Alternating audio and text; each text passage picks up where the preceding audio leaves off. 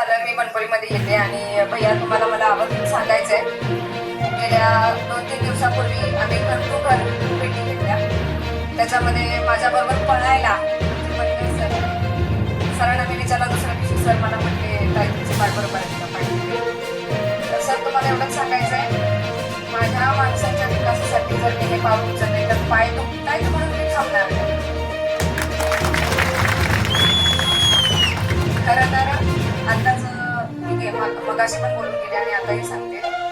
गेले कित्येक दिवस झाला प्रचार माध्यम आणि प्रसार माध्यमातून आम्ही सगळ्यांपर्यंत पोहोचून चाललेलो आहे आणि बऱ्याच गोष्टी म्हणजे लोकशाहीला काळीमा फासणाऱ्या घडत आलेल्या आहेत. माझ्या कार्यकर्त्यांना शिवीगाळी केली गेली, मारहाणी करण्याचा प्रयत्न केला गेला, गाडी फोडली गेली. माझी गाडी गळेवाडी गावामध्ये चालत असताना त्या चालकांना मारलं गेलं. पण एवढंच सांगते ह्या दडपशाहीला, या हुकूमशाहीला, या घाबरवण्याला मी घाबरणारी नाहीये. माझ्यासमोर माझी पूर्ण महिला मैत्रिणी, माझ्या महिला भगिनी आहेत आणि त्यांच्या सक्षमीकरणासाठी, त्यांच्या सुरक्षतेसाठी हे पाऊल आम्ही उचललेलं आहे सर्वांनी मिळून एकत्र.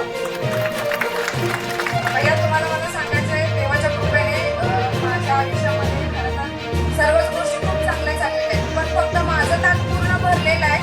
माझ्या समोर बसलेल्या माझ्या माणसांना प्रत्येकाच्या पोटामध्ये एक घास तरी जावा ही अपेक्षा माझी कायम होती आणि त्याच अपेक्षेनं हे खरं तर आम्ही एकत्र येऊन हे पाऊल उचललेलं आहे. येणारा काळ हा विकासाचाच असेल, विकासाच्या दृष्टीनेच आपण पुढे चाललेलो आहे.